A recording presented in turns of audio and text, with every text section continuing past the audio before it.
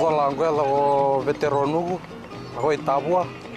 Ako do talitain na barong na Bula FM nambanduan na sir.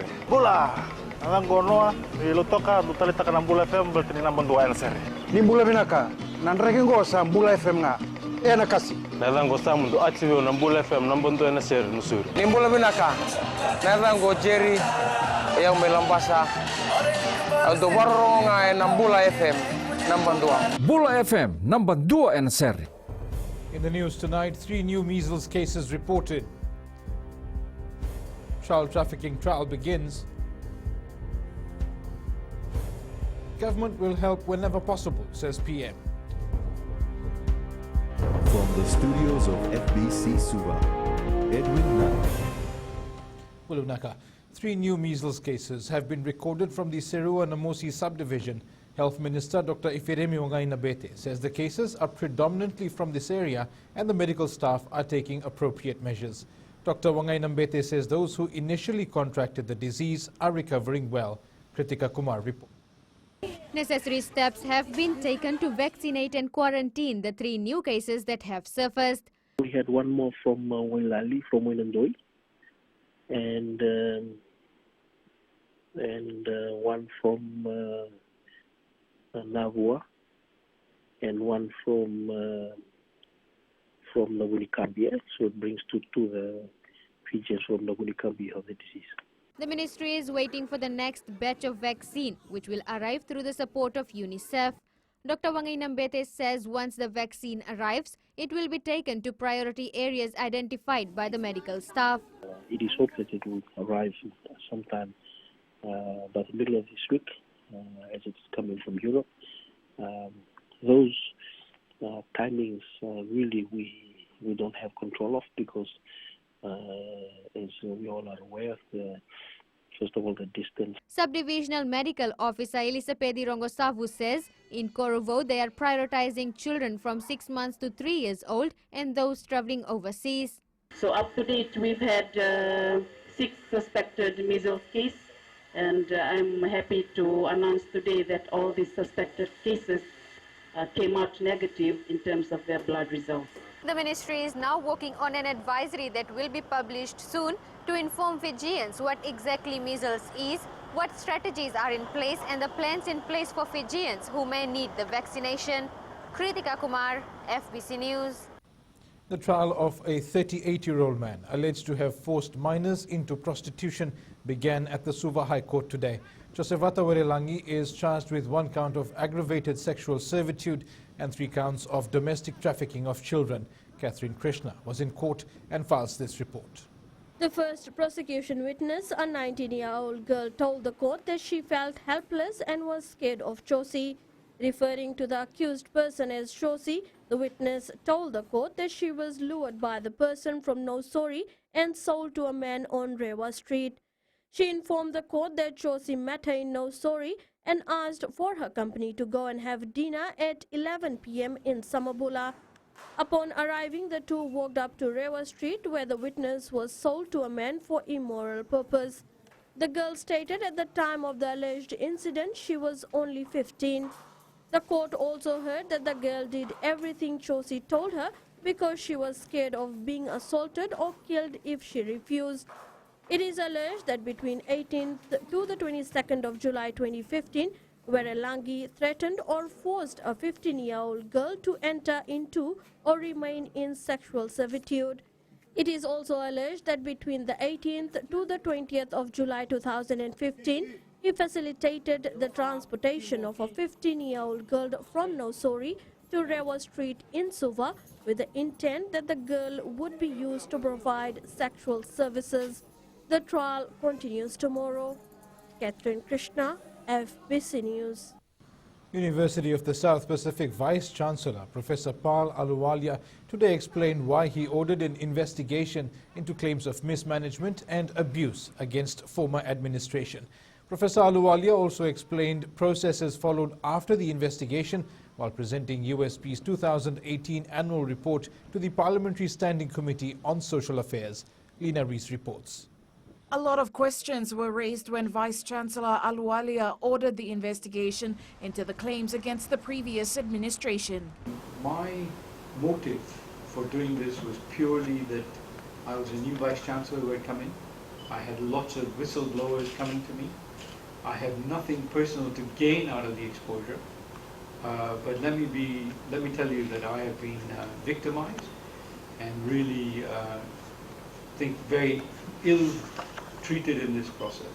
The USP Vice-Chancellor also highlighted in the committee meeting the difficult year he has had following the release of the allegations. What I will say in this room, because it's under parliamentary privilege, is that it's been a year of hell. I have suffered enormously, and so has my family, for doing the right thing. The committee also questioned whether or not the report could be tabled in Parliament. Why has the full report by BDO not been released, and why has not it been made public? The second question is, when will it be released? The decision was one made by council that it should not be released. When will it be released? As far as I understand, there are no plans to release it other than to governments who ask for the report. The USP Vice-Chancellor says following the investigation, they set up a commission and a 3-person committee to oversee the recommendations of the report. Lena Rees, FBC News. The statistics on violence against women, girls and children have been labelled a national shame. Minister for Women and Children, Mereseni Vuniwanga, says the increasing number of domestic disputes and arguments that lead to the victimization of children is alarming. Koroi Tandulala reports. A march was organized this morning by the women's rights groups in the country to highlight issues faced by women and girls. Our statistics, we've heard the Honorable Prime Minister, and I totally agree with him. It's a national shame. And it's something that we work towards, advocate against. Archbishop Peter Lloyd Chong was also part of the event and believes both the victims and perpetrators need to change their mindset. Healing process, rehabilitation, counseling, then you're not also helping. So both the victim and the perpetrators should be helped. Opposition MP Linda Tambuya urged women to stand united and fight against domestic violence. It is vital for women to come together in solidarity. We've only seen alone this year the deaths of 8 women, and just one recently last week to domestic violence. We need to end the murders, we need to end the rape, we need to end the violence against our women and girls. The 16 Days of Activism Against Gender-Based Violence is an international annual event that starts on the 25th of November and runs through the 10th of December, the Human Rights Day. Koroi Tandulala, FBC News. Prime Minister Voreng Bainimarama says he is committed to addressing the concerns of Fijians whenever possible. Speaking to a community in Korovo today, Bainimarama said while he can't magically grant all their wishes, the government machinery will do what it can. This new crematorium was built through government funding after the original structure was destroyed by Tropical Cyclone Winston. Your community was not alone in enduring the wrath of Winston. It is the most powerful storm to ever strike in our hemisphere. Its brutal winds leveled homes, schools, and laid waste to Fijian communities across the country. The unprecedented scale of storms like Winston is a reality of our changing climate and something that we, as a nation, must prepare ourselves to withstand in the years ahead. Voreng Bainimarama says families deserve to bid farewell to loved ones with dignity, and so facilities such as these are a necessity. He adds the government is committed to improving the lives of all Fijians. We cannot fund and develop everything our nation needs overnight. But I will always listen, I will always give your concerns my total attention, and I will always do what can be done to help make life better and more fulfilling for more of our people. Following the commissioning of this crematorium, the Prime Minister is currently in a Talanoa session with the largely farming community of Korovo. He has assured that the government will try and help whenever and wherever possible. Up ahead, LTA aware of rental cars used illegally as taxis. And enough funding to cater for all, says TSLB. Details after the break.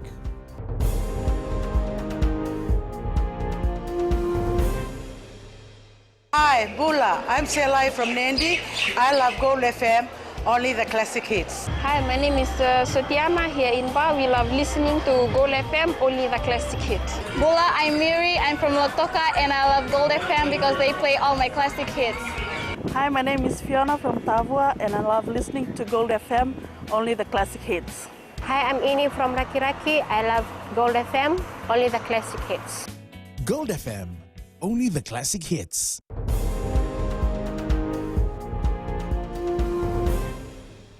Welcome back.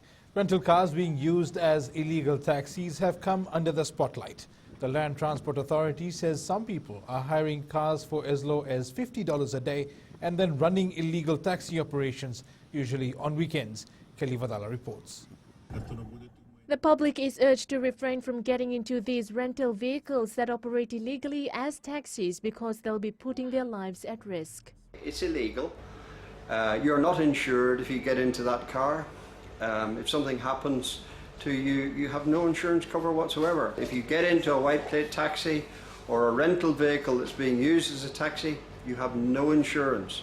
So just don't do it. Transport Minister Chonup Samati says he's aware of the issue. I've heard of that. If you know of particular cases, particular identity of the cars, give it to me and I'll get LT onto it because we don't want people doing all of this sort of illegal business. Usamati says the LTA will need public support to crack down on the illegal taxis. Not a lot of people do it. One important thing for members of the public, if they know that somebody is doing something wrong, report it so we can get it addressed. Meanwhile, the installation of color-coded number plates for taxis in Suva will roll out by mid-2020. This is an initiative by the LTA to assist Fijians in identifying illegally operating taxis in the town or area. Kelly Vatala, FBC News. The Tertiary Scholarship and Loans Board has enough money to cater for students wanting to pursue further studies. With applications closing soon, students are being urged to make the most of the opportunity available. Pranita Prakash reports. More than 30,000 students facing financial constraints have so far benefited from the National Topper Scheme and the Tertiary Education Loan Scheme. At the end of the last financial year, which is 31st of July 2019, around 39,000 students have benefited from the National Toppers and the loan scheme from 2014. All scholarships and loan schemes are based purely on merit and non-discriminatory criteria, and every Fijian is equal and equitable access. Board Chief Executive Bobby Maharaj says students still have time to apply for the loan and the scholarship. We have a budget allocation of 181 million, and that is sufficient to cater for the needs of all Fijians who are aspiring to continue studying in 2020 or to come on board for 2020. So funding is sufficient. The number of scholarships is still the same as last financial year. So nothing has changed in terms of the ability of the students to be able to benefiting from these new initiatives that were announced in 2014. Students can also apply online. They are being urged to fill in correct details to avoid delays in the processing of the application. The application closes on 15th of December. Pranita Prakash, FBC News. A 34-year-old Naitasiri farmer, alleged to have stabbed his partner to death in Walubay, Suva, has pleaded not guilty. Luke Nasetava faces one count of murder. It's alleged that on August 31st, he stabbed his partner Amelia Murphy multiple times at her office on Rona Street in Walubay, resulting in her death. Defense has been given time until Friday to file a bail application, and the accused has been further remanded. A family in Vesari, Lami, is now homeless after their house was destroyed by a fire yesterday evening. Neighbors say the house was rented by a family of 7. Homeowner Nico Naidori has alleged the house was intentionally set on fire as a result of a drunken domestic dispute. Swinging and shouting, so I go there and ask them to stop drinking and shouting everything like that. So after that, when I come home, after 5 minutes, he put the premix on the engine inside the house and burned the house. And I go there, I still Corrections facilities around the country are being renovated to ensure Fiji is meeting international standards. Deputy Commissioner for the Fiji Correction Service, Apimeleki Tauke, says more than 2,300 prisoners are serving sentences in facilities at varying stages of repair. Maggie Boyle reports. Improving prison facilities are a priority for the Fiji Corrections Service. At the moment, we are trying to improve these facilities so that it can meet the standards that are required internationally. And at the moment, the facilities that we have are quite sufficient for the numbers that we have in prison. The Deputy Commissioner says the growth of the prison population has also triggered a need for improvement. The facilities that we currently have were prepared for the capacity that we've been having in the past years. Meanwhile, new correctional officers graduated last week, bringing the number of STS personnel to more than 900. And I wish them very well. And of course acknowledge the family for their support, and of course the institution as well for all the preparations behind the training during the last 14 weeks. There are 15 correctional facilities in Fiji. Maggie Boyle, FBC News. And now we turn to business with Kelly. Thanks, Edwin. Coming up after the break. Specific spots to be set for street vendors. And in growing Fiji, paperwork for embassy in Botanical Gardens submitted. Stay with us.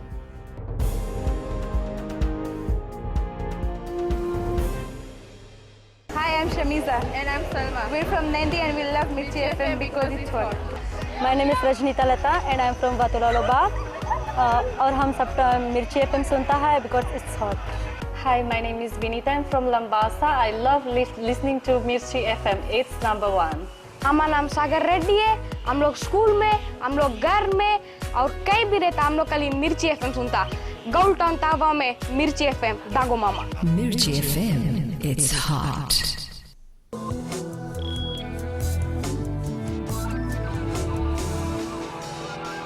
Leading business, the Fiji National Provident Fund registered a net profit of $568 million this financial year. This also marked the first decade of quality growth the FNPF has seen in the last 40 years. Apenisa Wangarandovu reports. FNPF profit has doubled in the last decade. Net profit has also grown from a negative 181.2 million in 2009 to 568 million in 2019. 2009 was the year that we took the impairment of our investments in Natandola and Momi. The net contribution from members has soared to $305 million compared to $14.1 million in 2009. Over the last 10 years, as a result of the reform, FNPF is now in a very sound and sustainable footing.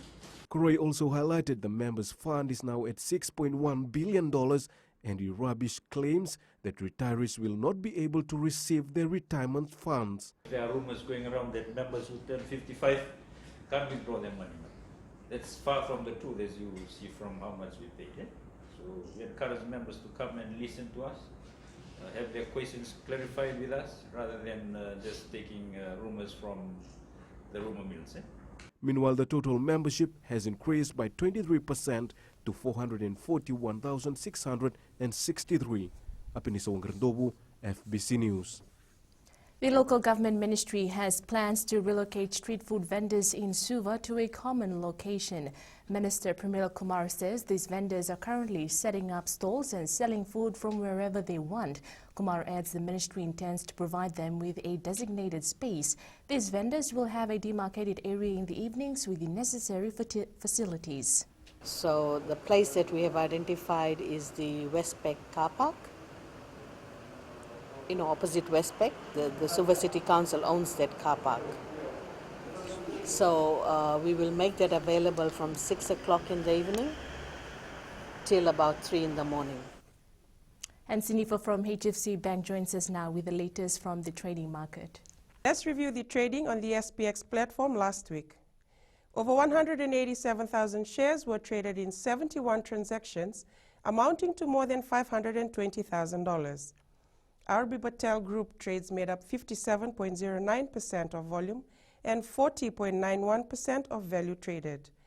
11 listed entities recorded trades with 5 noting changes in share price. Amalgamated Telecom Holdings rose by 6 cents, closing at $2.99. Communications Fiji Limited shares ended the week at $5.80, noting a 38-cent decrease. RB Patel Group Limited shares rose by 34 cents to close at $2.40. Vision Investments also increased by 34 cents to close at $4.90. Fijian Holdings shares fell by 11 cents to close at $1.64. The overall market capitalization rose by 2.07% to a value of $3.79 billion. That's a wrap from our local stock market, Vinaka. Thanks, Sinifa. Here are today's exchange rates as set this morning. Once again, the Fiji dollar has risen against most of the major currencies we cover, with the exception of our 2 major trading partners, as the Sangamoli showed minor slippage against the Aussie and Kiwi. Looking onto the commodities market, oil prices were on the descent, dropping to just under $58 per barrel. Gold was down at $1,460 per ounce, and silver fell as well to $16.94 per ounce.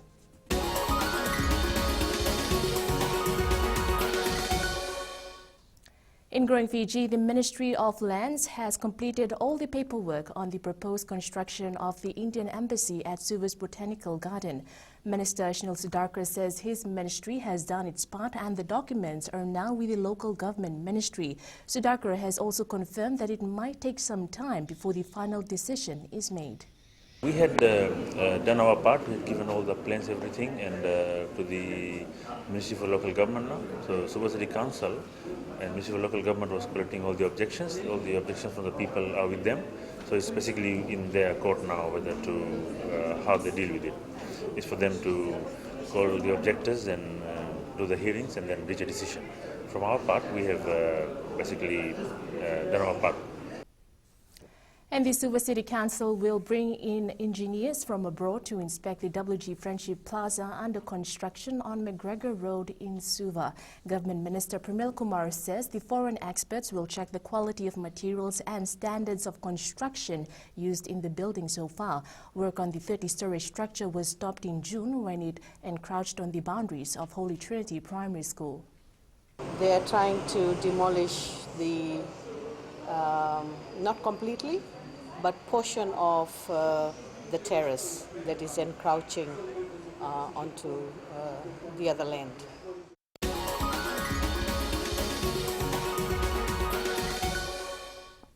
That's it from Business Tonight. Jamie joins you now with the latest from sports.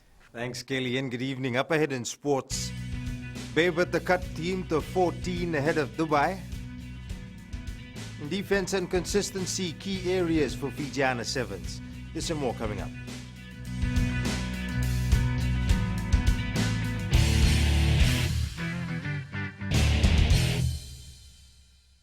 Zola ngwela o veteranu ako itabua ako do talitay na barong na Bula FM nambando na sir. Bula ang gono ilutoka do talita ka ng Bula FM berarti nambando na sir. Ni Bula binaka nanregen go sa Bula FM nga na kasi. Nalango sa mundo active ng Bula FM nambando na sir nusur. Ni Bula binaka nalango Jerry yang melambasa do barong ng Bula FM nambando. Bula FM number 2 and sir.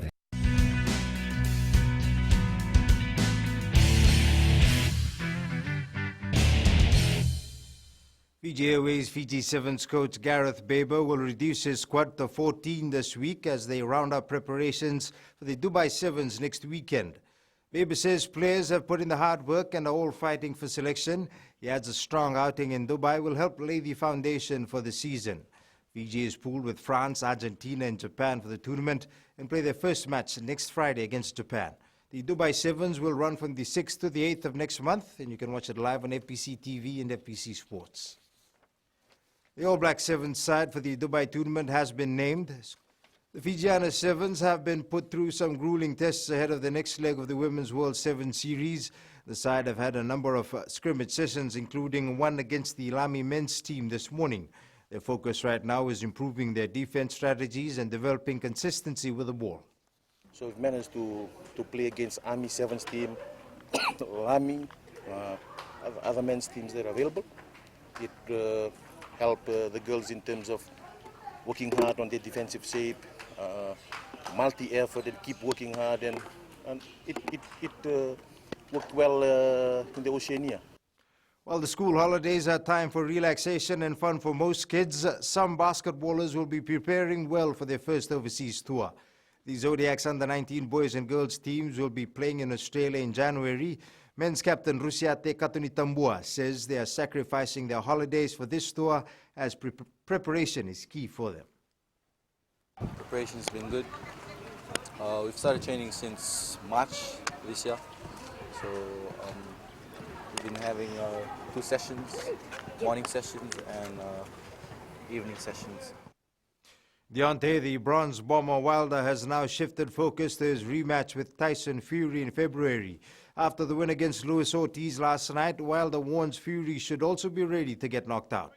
The match between Sheffield United and Manchester United ended with a 3-all draw in round 13 of the English Premier League this morning.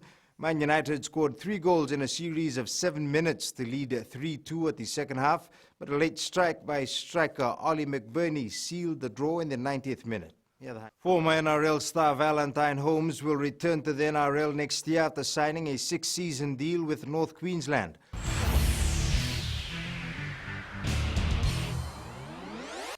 Now, play of the day, a dramatic victory for European #1 John Rahm at the DP World Tour Championship in Dubai as the 2019 race went down to the final hole of the season.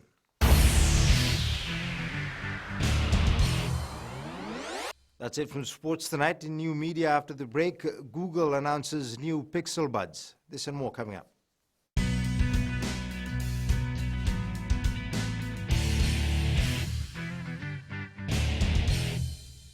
हमारा नाम उमेश कुमार, हम रहता है लेबू और radio Fiji में हरदम सुनता है, बहुत पुराना गाना लगे और बहुत रोते सुनता है, बहुत अच्छा लगे हमको। उमेश चंद्रा और कांता चंद्रा हमारा वाइफ है, हम लोग रेडियो फीजी 2 बहुत सुंदर से सुनता है, बहुत अच्छा प्रोग्राम, #1 रेडियो। कुमार स्वामी नाइक है, गोमगो लेबू लटो का रेडियो फीजी 2 में पुराना गाना लगे, हमें बहुत अच्छा लगे। कुमार नाकाफी में रहता है, रेडियो फीजी 2 सुनता है। रेडियो फीजी 2, देश की धड़कन।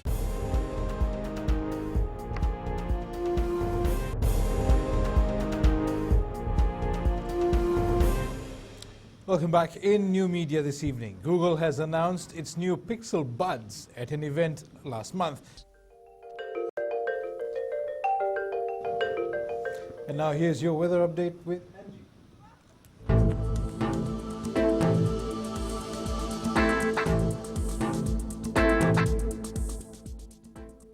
Hello there and welcome to the Weather World. It's a brand new bright week. The weekend was amazing too. After so long, we had a dry, rain-free weekend, so hope you made the most of it. Sunshine stayed put throughout the day. Yay, we're finally having some fine spells. Now to the west, it was warm in the mid-30s. The sun was amazing as usual. Eastwards from Peck Harbour to Suva, beautiful sunshine with barely any sign of rain. And up north, mixed weather scenario with a pinch of warmth. At sea, southeast winds 10 to 15 knots, moderate to rough seas. For the tides, low tide early tomorrow morning at 12:46 with high tide at 6:56 a.m. Sunrise will be at 6:20. Now, looking at tomorrow, final spells just like today, a shower or two can be indicated for later tomorrow. Tomorrow's temperatures are expected to be in the low 30s at all centers. It feels like the Christmas weather already. And looking further on to Wednesday, it will see a mix of sun and clouds, nothing major. Also letting you know we are getting closer to Christmas, like 30 days away. Exciting times ahead. And that's all the weather from the Weather World. Edwin. Thank you, Angie. And in Fijian Pulse tonight, we asked, do you think the color coding of taxi number plates will stop illegal operations? It's a bad thing because it affects local taxi companies. It should help, yeah. It's a good thing for the what you call zonal system. I think it's a good idea, but we still need a lot of taxes. It's good to get that, but it will take a time, to get everything like people to understand what does actually SUV means. I think it's good. Illegal jobs will stop. Oh yes, sure. If signboards are there, people will always take notice that I'm sitting Suba taxi and not Rotoka taxi going only to around Suba or somewhere,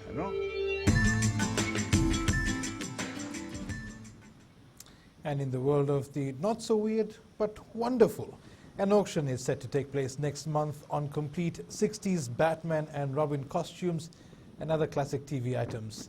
See if you remember any of these costumes. I know I do. And recapping the main stories, 3 new measles cases reported.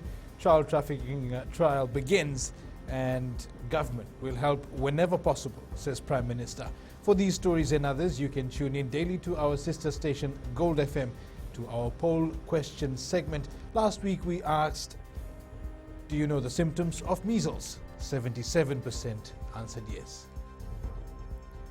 And this week we are asking, do you think the color coding of taxi number plates will stop illegal operations? Visit our FPC website to answer. Our shot of the day, a good way to relax and calm your senses, river cruising, sent in by Ange Singh. You can send us newsworthy pictures and videos on email fpcnews@fpc.com.fj or share it with us via our Facebook page FPC News, or you can follow and tweet us your news tips at FPC News or simply hashtag FPC News. That was your FPC News for this evening. From me, Modemanda.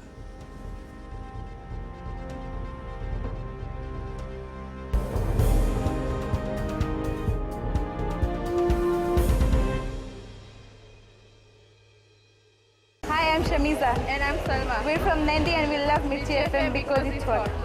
My name is Rajnita Lata and I'm from Vatulaloba.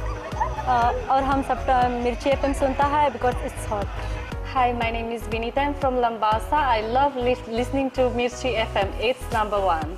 हमारा नाम सागर रेड्डी है. हम लोग school में, हम लोग घर में और कहीं भी रहता हम लोग खाली मिर्ची FM सुनता.